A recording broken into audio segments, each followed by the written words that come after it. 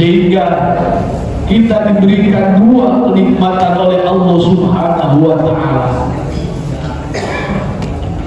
Yang pertama adalah nikmat ijad, dan yang kedua adalah nikmat idhar. Apa itu nikmat ijad?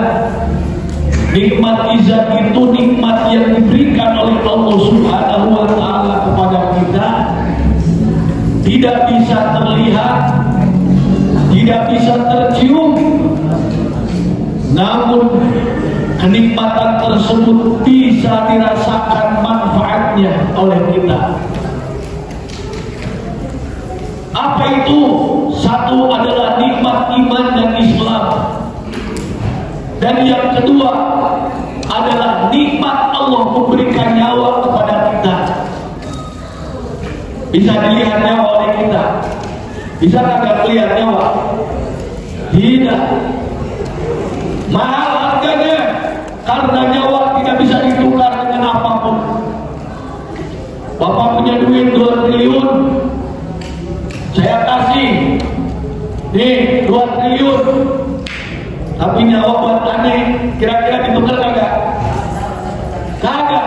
Kenapa? Karena mahal harganya, walaupun tidak bisa melihat bentuknya. Yang kedua adalah nikmat ijad dan idam. Nikmat idam itu nikmat yang diberikan oleh Allah Subhanahu wa Ta'ala, yang bisa terlihat dan bisa berada dalam posisi-posisi yang ditentukan oleh Allah Subhanahu wa Ta'ala sesuai dengan panca indera yang diberikan Allah Subhanahu wa Ta'ala. Allah memberikan mata kepada kita dengan melihatnya. Allah memberikan kaki dengan jalannya. Allah memberikan telinga dengan pendengarannya. Allah memberikan hidung dengan penciumannya. Itu adalah nikmat ijad, nikmat idam, sesuai dengan fungsinya, terlihat, dan itu mahal juga harganya. Mata bisa melihat betapa luar biasa manfaatnya, hidung bisa mencium betapa besar manfaatnya, demikian pula telinga, mulut yang ada di diri kita. Coba kalau kita diberikan sakit oleh Allah Subhanahu wa Ta'ala, yang ada salah satunya dari mulut kita ini, misalnya sakit gigi, udah itu berasa diri paling susah tuh hari itu kalau terkena sakit gigi. Repotnya luar biasa, makan ini salah, makan itu salah. Jangan lama-lama, 1 hari aja. Betapa mahalnya kenikmatan yang diberikan oleh Allah Subhanahu wa Ta'ala, dan akan terasa manfaatnya dan akan terasa rasa syukurnya ketika di mulut kita sudah diberikan, dikurangi kenikmatan-kenikmatan oleh Allah Subhanahu wa Ta'ala tersebut. Mata sudah mulai rabun, dikurangi oleh Allah, sudah mulai berasa di situ. Jalan sudah bertati-tati, mulai berasa di situ betapa mahalnya. Pendengaran sudah kurang, betapa mahalnya di situ, betapa berartinya ketika kita harus mendengarkan hal-hal yang diridhoi oleh Allah Subhanahu wa Ta'ala.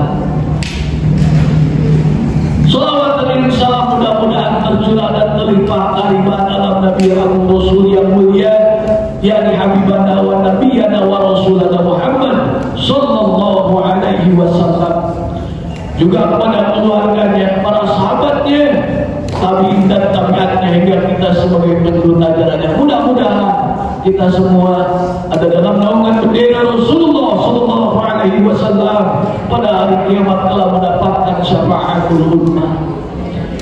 Yang saya hormati wabil khusus ketua masjid dan juga para pengurusnya, para alim ulama, para asatidz yang tidak bisa sebutkan satu persatu, para jamaah sekalian semuanya yang hadir tapi tidak mengurangi rasa hormat dan takdim saya. Mudah-mudahan langkah-langkahnya ini masjid menjadi sarana oleh Allah Subhanahu wa Ta'ala, menjadi sebab dibukakan pintu taubat oleh Allah Subhanahu wa Ta'ala. Langkah-langkahnya menjadi sebab turunnya rahmat kepada kita. Langkah-langkahnya menjadi sebab dibukakan pintu rezeki oleh Allah Subhanahu wa Ta'ala. Dalam kesempatan ini, di bulan yang mulia, bulan Ramadan di pertengahan, bahwa di malam ini bertepatan dengan nuzulul Quran, malam ke-17 mulai diturunkannya Al-Quran oleh Allah Subhanahu wa Ta'ala, yang mana terkandung di dalam Al-Quran 6.666 ayat. Di situ dijelaskan tentang larangan-larangan, dijelaskan perintah dan larangan, dijelaskan tentang sejarah orang-orang terdahulu, dijelaskan pula di situ berbagai macam segala yang akan terjadi dan yang sesudah terjadi. Jadi Al-Quran merupakan salah satu kitab yang diturunkan oleh Allah Subhanahu wa Ta'ala, yang secara berangsur-angsur dan sangat relevan sampai yaumil kiamat. Maka jangan sampai ada yang berbicara Al-Quran sudah tidak cocok untuk zaman ini. Itu salah besar. Al-Quran itu sudah dipersiapkan sangatlah relevan sampai hari kiamat. Beda dengan kitab-kitab yang lain, beda dengan agama-agama yang lain. Setiap tahun ada revisi, setiap tahun ada koreksi, setiap tahun ada perubahan-perubahan. Tapi Al-Quran dijaga oleh Allah Subhanahu wa Ta'ala sampai kiamat. Tidak ada yang berubah satu huruf pun. Bahkan jika ada yang akan berubah dari isi yang terkandung di dalam Al-Quran, Allah sendiri yang akan menjaga Al-Quran tersebut. Maka oleh sebab itu, kita harus selalu melaksanakan perintah Allah Subhanahu wa Ta'ala yang terkandung di dalam Al-Quran itu. Maka perlulah kita selalu belajar, terus belajar membaca ayat suci Al-Quran. Tidak ada kata terlambat untuk belajar, untuk berbuat belajar. Walaupun kita sudah tua, tetap kita harus belajar Al-Quran. Jangan sampai kita berpikir, aduh saya mah sudah tua, tidak ada kesempatan lagi. Tidak ada istilahnya seperti ini.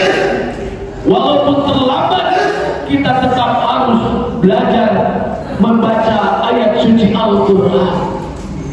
Talabul ilmi faridatun ala kulli muslimin wal muslimat minal mahdi ilal lahdi. Dari semenjak buayan sampai kita kembali keliang lahat, kita masih terus dituntut untuk mencari ilmunya Allah Subhanahu wa Ta'ala, terutama adalah Al-Quranul Karim. Maka perbanyaklah di bulan suci Ramadan ini baca ayat suci Al-Quran, supaya kita menjadi orang-orang yang penuh dengan cahaya Allah Subhanahu wa Ta'ala. Karena Al-Quran yang akan menjadi penerang kita kelak di alam barzah. Al-Quran yang akan menjadi pembela ketika kita sudah menghadap kepada Allah Subhanahu wa Ta'ala. Disitulah kita pentingnya membaca ayat suci Al-Quran, belajar ayat suci Al-Quran.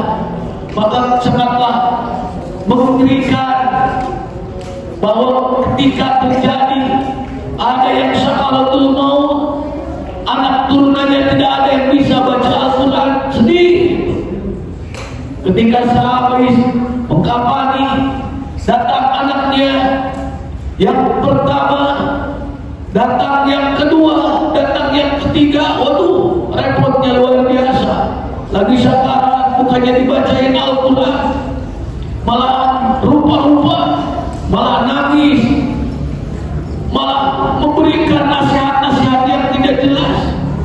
Pak, nyebut Pak, nyebut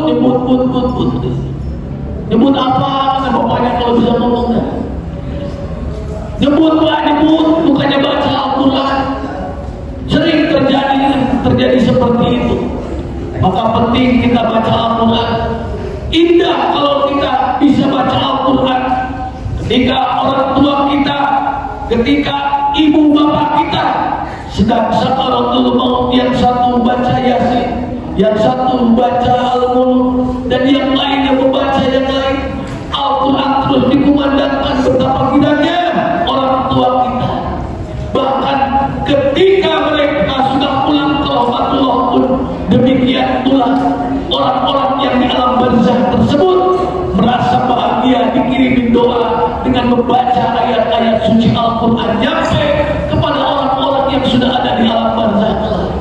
Tapi jadinya ketika kita tidak bisa membaca Al-Quran, tidak mau belajar membaca Al-Quran, maka ketika mereka merintih-rintih merindukan anak turunannya, kiriman doa dan yang lainnya, dia hanya mengalami kesedihan yang sangat luar biasa yang tidak bisa dibayangkan oleh kita ketika kita belum merasakan masuk ke liang lahat tersebut.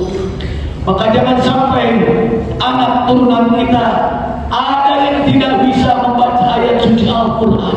Walaupun kita tidak bisa membaca ayat suci Al-Quran, jangan sampai anak turunan tidak bisa membaca ayat suci Al-Quran.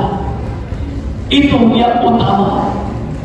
Para jamaah sekalian, maka oleh sebab itu di bulan suci Ramadan ini, rautlah sebanyak mungkin apa yang ada, amalan-amalan yang diberikan oleh Allah Subhanahu wa Ta'ala yang digelontorkan luar biasa. Ketika Nabi Khidir alaihi salam, beliau akan melakukan sebuah perjalanan. Ada temannya 3 orang.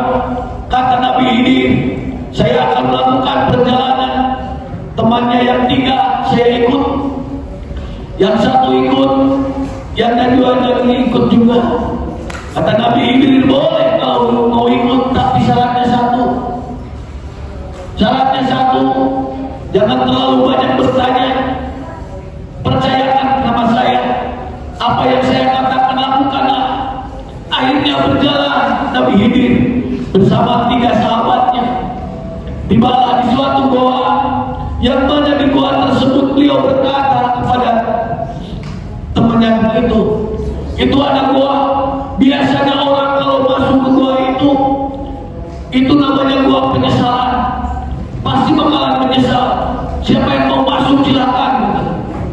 Lalu Nabi Khidir pun masuk ke dalam. Ingat, kata Nabi Khidir, ambillah semua yang ada di dalam. Jangan sampai tidak ada yang diambil. Masuklah. Kata sahabat yang ke-1, ambil.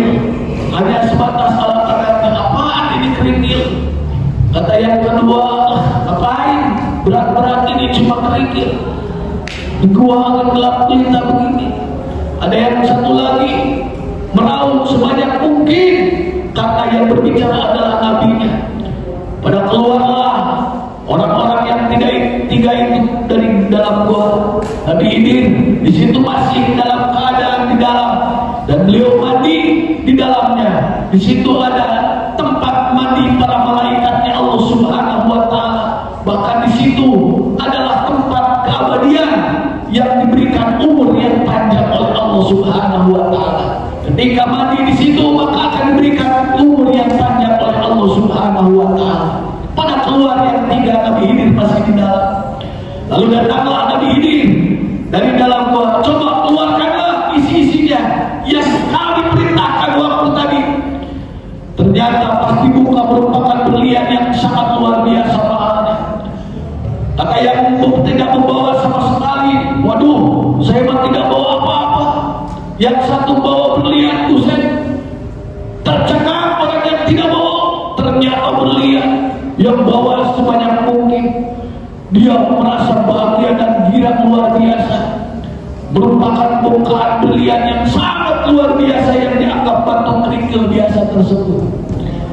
Yang banyak meraup sebanyak mungkin masih merasa menyesal. Tidak membawa sebanyak mungkin. Yang membawa ala kadarnya sangat menyesal. Dan yang tidak menghiraukan sama sekali sangat menyesal di luar biasa. temannya sudah ada jaminan menjadi orang kaya, jaminan yang temannya menjadi orang sukses, dia hanya meratapi penyesalan demi penyesalan. Itu nabinya yang berkata. Demikian pula rasa girangnya yang didapatkan oleh sahabat Nabi Khidir tersebut, itu tidak ada apa-apanya dibandingkan girangnya ketika orang meraup sebanyak mungkin amaliyah di bulan suci Ramadan. Ketika nabinya berkata, rasulnya yang berkata, itu tidak mungkin bohong, pasti ada balasan yang sangat luar biasa, cepat atau lambat, baik dunia maupun akhirat. Ketika kita mendapatkan keridhaan Allah Subhanahu wa taala, Allah akan memberikan kebahagiaan yang tiada tara untuk kita semua. Mudah-mudahan kita semua menjadi orang-orang yang mampu melaksanakan perintah Allah Subhanahu wa taala, memanfaatkan Ramadan ini. Anggap ini Ramadan yang terakhir, karena tahun depan belum tentu kita akan berjumpa lagi dengan bulan suci Ramadan. Hari ini sudah banyak orang-orang yang kita sayangi, jamaah-jamaah kita yang sudah pulang ke rahmat Allah. Entah tahun depan giliran kita, entah tahun depan kita masih diberikan kesempatan oleh Allah Subhanahu wa taala bulan suci Ramadan. Oleh sebab itu, manfaatkanlah sebaik mungkin